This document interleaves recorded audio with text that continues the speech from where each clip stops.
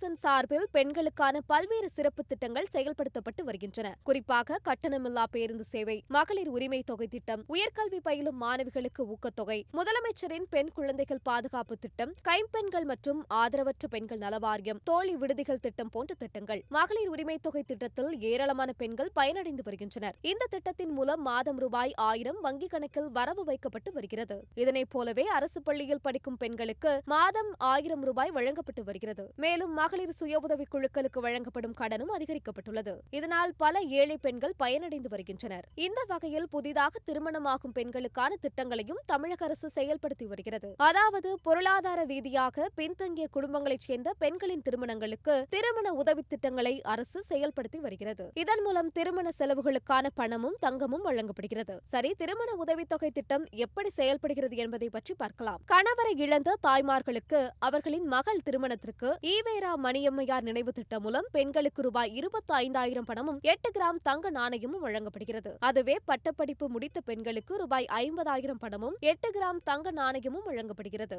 இது மட்டுமல்லாமல் அன்னை தெரசா நினைவு திட்டத்தின் மூலம் ஆதரவற்ற பெண்களின் திருமணத்திற்கு ரூபாய் 25,000 பணமும் 8 கிராம் தங்க நாணயமும் வழங்கப்படுகிறது. மேலும் பட்டப்படிப்பு முடித்த பெண்களுக்கு ரூபாய் 50,000 பணமும் 8 கிராம் தங்க நாணயமும் வழங்கப்படுகிறது. இந்த திட்டம் திருமணம் செய்பவர்களுக்கு மட்டுமில்லை, மறுமணம் செய்பவர்களுக்கும் உண்டு. அதாவது கைம்பெண்களின் வருமானத்தை ஊக்குவிக்கும் வகையில் கல்வி தகுதி இல்லாத பெண்களுக்கு ரூபாய் 25,000 பணமும் 4 கிராம் தங்க நாணயமும் வழங்கப்படுகிறது. மேலும் பட்ட படிப்பு முடித்த பெண்களுக்கு ரூபாய் 50,000 பணமும் 8 கிராம் தங்க நாணயமும் வழங்கப்படுகிறது. இந்த திட்டத்திற்கு சில நிபந்தனைகள் உண்டு. அவற்றை பற்றி பார்க்கலாம். இந்த திட்டத்தின் உதவித்தொகையை பெற வேண்டும் என்றால் குடும்ப வருமானம் ரூபாய் 72,000க்கும் குறைவாக இருக்க வேண்டும். அது மட்டுமல்லாமல் ஒரு குடும்பத்தில் ஒரு பெண் மட்டுமே இந்த திட்டங்களில் பயன்பெற முடியும். இது ஒரு பக்கம் இருக்கட்டும். இந்த திட்டத்திற்கு என்னென்ன ஆவணங்கள் தேவை என்பதை பார்க்கலாம். இந்த திட்டங்களில் உதவித்தொகை பெற திருமணத்திற்கு 40 நாட்களுக்கு முன்பு விண்ணப்பிக்க வேண்டும். இந்த திட்டத்திற்கு விண்ணப்பிக்கும் போது திருமண அழைப்பிதழ், மணமகன் மற்றும் மணமகளின் ஆதார் கார்டு, ரேஷன் கார்டு, வருமான சான்றிதழ், கல்வி சான்றிதழ், வங்கிக் கணக்கு விவரங்கள் போன்றவற்றை சமர்ப்பிக்க வேண்டும்.